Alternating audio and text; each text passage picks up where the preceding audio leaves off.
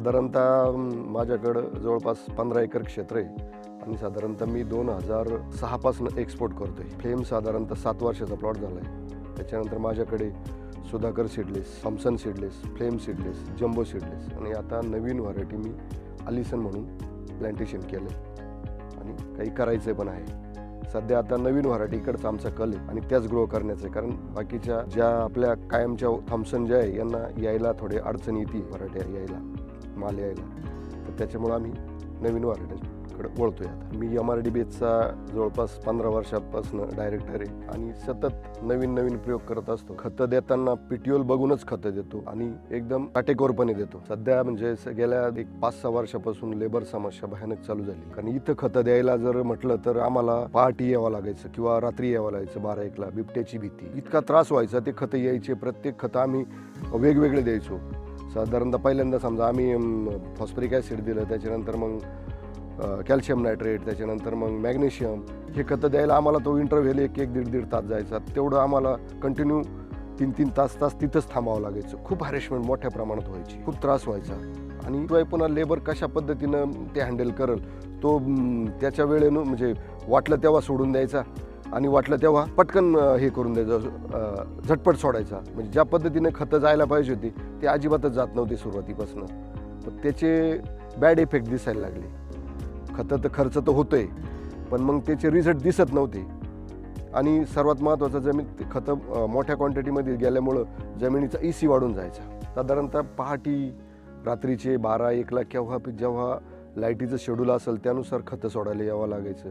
आणि मग ह्या त्रासातून आता कसं मुक्त व्हायचं, तर मग आम्ही थोडा ऑटोमायझेशनचा विचार केला. ऑटोमायझेशनचा विचार झाल्यानंतर मग आम्ही भरपूर सर्वे केला. अदर कंपन्यांचं बघितलं, कोणाचे काय रेट, कोणाची सर्व्हिस कशी, त्या सर्व्हिसचा पण विचार केला. मग थोडं आम्ही साधारणतः 2018 पासून ॲग्रिमेशन कंपनीचं डोजिंग पंप वापरलेला आहे. तो साधारणतः 4-5 वर्ष वापरला. त्याच्यानंतर मग आता थोडंसं विचार केल्यानंतर ते 100% इंडिया म्हणजे भारतीय बनावटीचं आहे. त्याचे जी रेट आहे त्या रेटमध्ये बराच फरक दिसला आम्हाला अदर कंपन्यांच्या तुलनेत. साधारणतः मग ऑटोमायझेशन आता चालू केल्यानंतर मी जवळपास सगळंच काम घरबसल्या करतोय. खतंसुद्धा आहे ना, मी प्रोग्राम एकदा लावून दिला. मला सुरुवातीला असं वाटायचं काय मला जमणार नाही वापरायला, हे कसं शक्य होईल बा, इंग्लिशची थोडी आपल्याला अडचण आहे, आपल्याला वापरता येईल का. स्वतः कंपनीवाल्यांनी मला सांगितलं की नाही, एकदम सोपं आहे, जसं तुम्ही मोबाईल वापरता त्या पद्धतीने तुम्हाला वापरता येईल. मग मला लाईटचं व्होल्टेज, पाण्याचा फ्लो, खतं किती गेले, हे सगळं मला मोबाईलमध्ये कळतंय. आणि एकदा प्रोग्राम लावून दिला, 2 दिवसाचा प्रोग्राम लावला तरी त्या पद्धतीने ऑटोमॅटिक भरपूर वेळ माझा वाचतोय. त्याची लेबर वाचली माझी तिथे. सर्वात महत्त्वाचं, मला कंटिन्यू 2 लेबर तिथं ठेवावं लागायची. त्या लेबर तो खर्च वाचला. आणि रात्रीचे हे बिबट्या याचा त्याचा प्रॉब्लेम, रात्रीची यायचं, चालू करायचं, तिथं थांबायचं, खतं द्यायची आणि सगळं आउटसाईड असल्यामुळं मग ह्या गोष्टी खूप अवघड. लेबरला बी तिथं थोडं अडचणीचंच व्हायचं. मग आता मी संध्याकाळी रात्री अक्षरशः आज रात्री 12 वाजता 12:30ला मी मोटर चालू केलेली आणि तिथूनच खतं आणि तिथूनच पाणी दिलेले. किती तास पाणी, किती तास लाईट गेली, काय गेली, हे सगळं आम्हाला मोबाईलमध्येच कळतंय. ऑटोमॅटिक फिल्टर आहे, तो ऑटोमॅटिक साफ होतो.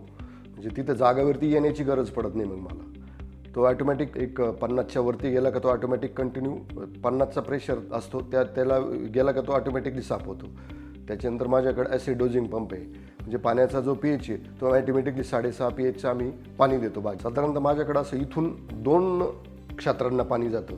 एका क्षेत्राला साधारणतः इथं जागेवरती जवळजवळ 5 ते 5.5 kgचा प्रेशर असतो आणि इथलं जागेवरती जे क्षेत्र आहे तिथं 2.5 kgचा प्रेशर लागतो.